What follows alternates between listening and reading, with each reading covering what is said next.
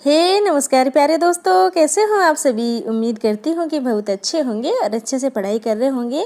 दोस्तों, जैसा कि आप सभी जानते हो कि हमने 2000 क्वेश्चन की सीरीज़ चला रखी है और उसी से संबंधित है हमारा ये वीडियो। दोस्तों, मैं स्टार्ट करती हूँ इस वीडियो को। और ये वीडियो है ना, इसमें मैं पहचानूंगी कि आप लोग कितनी चीज़ों को भूल गए हो और कितनी चीज़ों को आपने याद कर रखा है, ठीक है। क्योंकि यहाँ पे मैंने आदिकाल के क्वेश्चन आपके लिए रखे इस वीडियो में, और आदिकाल को तो मैं बहुत ही ज़्यादा अच्छे से पढ़ा चुकी हूँ। मेरे अनुसार अगर मैं कहूँ तो मैंने अपना बहुत अच्छे से प्रयास किया उसमें कि आपको अच्छे से पढ़ाऊँ, अच्छे से समझाऊँ। अब मैं देखना चाहती हूँ आपको चीज़ें कितनी याद है। अगर आप भूल गए, इसका मतलब ये है कि मेरा वीडियो बनाने का कोई मतलब नहीं है। आप मुझे वीडियो नहीं डालनी चाहिए फिर तो। और अगर आपको याद है, इसका मतलब आप अच्छे से पढ़ाई कर रहे हो। तो इसीलिए मैंने आदिकाल के यहाँ पे कुछ क्वेश्चन रखे जो कि काफ़ी इंपॉर्टेंट है। तो देखते हैं आपको कितने याद है। चलो स्टार्ट करते हैं इस वीडियो को। देखिए, फर्स्ट क्वेश्चन है, किस सिद्ध को सरोज वज्र या राहुल भद्र भी कहा जाता है। दोस्तों, आपको याद होगा कि कौन से सिद्ध है ऐसे जिनको सरोज वज्र और राहुल भद्र भी कहा जाता है। तो आप कह रहे होंगे कि मैडम सरहप्पा है, और अगर आपको याद नहीं है तो दोबारा से याद कर लो इसको। मुझे हंसी इसलिए आ गई कि मैं तो कह रही थी कि मैं पूछूंगी आपसे कि इसमें क्या है, लेकिन अब मुझे बताना पड़ रहा है क्योंकि हम पढ़ाई ऐसे कर रहे हैं कि यहाँ पे सिर्फ मैं उपस्थित हूँ। वीडियो पहुँचेगी तब तक सिर्फ आप रहोगे, मैं नहीं रहूँगी। तो ये ऐसा घटनाक्रम है।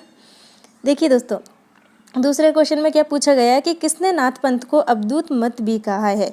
किसने कहा है नाथ पंथ को अवधूत मत। तो दोस्तों, आप सभी जानते हो कि हजारी प्रसाद द्विवेदी जी ने कहा है, ठीक है दोस्तों। देखिए, तीसरा क्वेश्चन देखते हैं इसमें क्या कहा गया है कि नाथ साहित्य के संबंध में असंगत कौन सा है। आपको बताना है कि कौन सा यहाँ पे गलत है, ठीक है दोस्तों।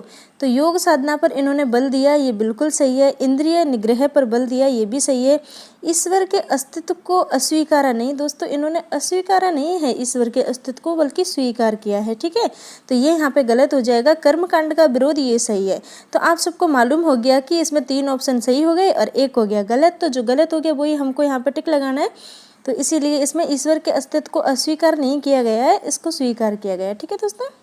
देखिए, विद्यापति पदावली को नागिन की लहर किसने कहा है।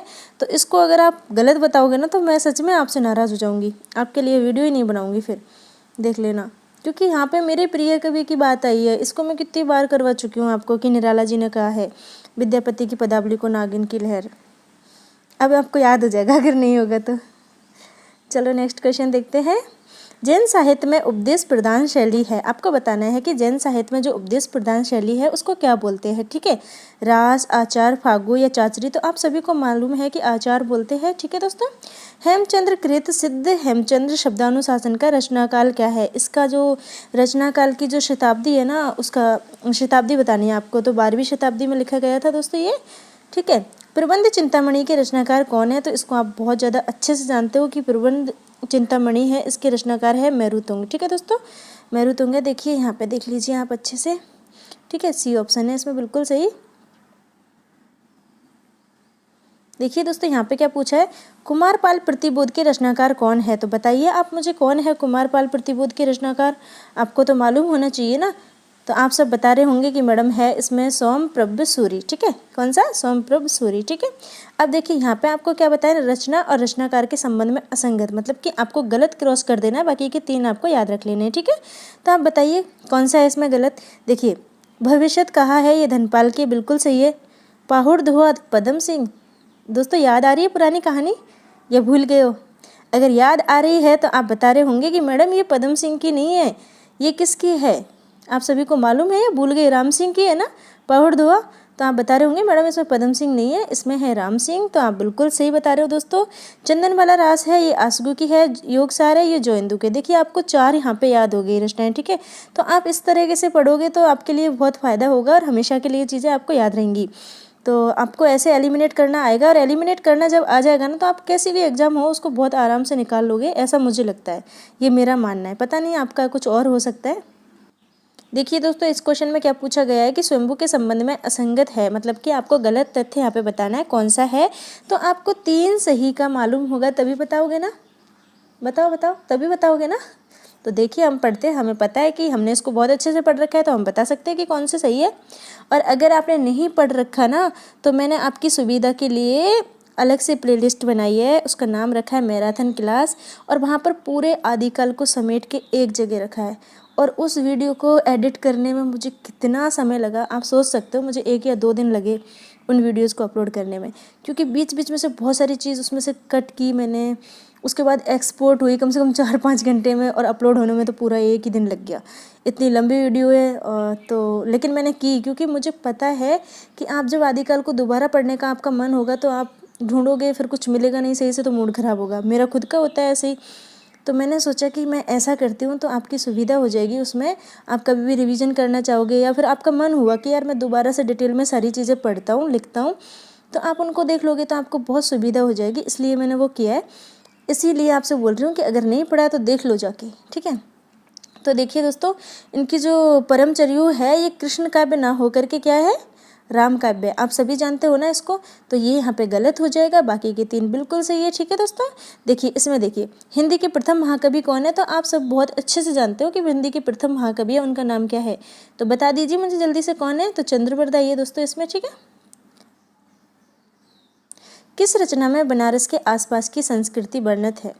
अब इसको अगर आप गलत बताओगे ना तो सच्ची में मैं सच में गुस्सा हो जाऊंगी। निराला वाले पे तो नहीं हुई, लेकिन इसमें हो जाऊंगी, क्योंकि इसके बारे में तो मैंने आपको बहुत अच्छे से और बहुत ही ज़्यादा अच्छे से बताया आपको कि बनारस की जो आसपास की संस्कृति है, वहाँ की भाषा और साहित्य है, उन सारी चीज़ों का वर्णन कौन सी रचना में है और इस रचना को किसने लिखा है, ये तो आपको मालूम है। तो बताइए, वर्ण रत्नाकर में है, वसंत विलास में है, उक्ति व्यक्ति प्रकरण में है, या फिर है राउल बेल में। तो दोस्तों आप बता रहे होंगे कि मैडम वसंत विलास है, तो आप बिल्कुल गलत बता रहे हो। ये सही नहीं है। हमेशा मैं बोलूँगी कि आप बिल्कुल सही बता रहे हो, वो हो नहीं सकता, क्योंकि यहाँ पे बसंत विलास नहीं है दोस्तों, यहाँ पे है उक्ति व्यक्ति प्रकरण, ठीक है। इसमें बनारस के आसपास की संस्कृति का वर्णन किया गया है। उसमें भाषा, संस्कृति सभी आपको सभी की झलक दिखाई देती है। एक तरह से पूरे बनारस शहर का आपको ज्ञान हो जाता है अगर आप इस रचना को पढ़ते हो तो। और ये किसने लिखी है दोस्तों, दामोदर शर्मा ने, ठीक है। आपको ये भी याद रखना है। तो ये काफ़ी अच्छा क्वेश्चन है। देखिए दोस्तों, यहाँ पे आपको बताना है कि वर्ण रत्नाकर के संबंध में असंगत है, तो आपको संगत चीज़ें याद होंगी तभी आप असंगत तक पहुँचोगे। तो देखिए, श्रृंगार परक रचना है, मैंने आपको बताया था ना कि श्रृंगार परक रचना है, तो हाँ ये बिल्कुल सही है। शब्दकोश की भांति दिखती है दोस्तों, ये ना शब्दकोश की तरह दिखती है, बिल्कुल मतलब एक डिक्शनरी की तरह लगती है देखने में। और ये अपभ्रंश भाषा में लिखी गई है। नहीं दोस्तों, ये अपभ्रंश में नहीं लिखी गई, ये तो मैथिल भाषा में लिखी गई है, ठीक है। और इसमें 8 कल्लोल है। 8 कल्लोल मतलब देखिए, ये कभी कल्लोल, कभी भाग, कभी पाठ, कभी कुछ, ऐसे अलग अलग तरीके से लिखा रहेगा, तो आप इसमें समझ जाना, ठीक है।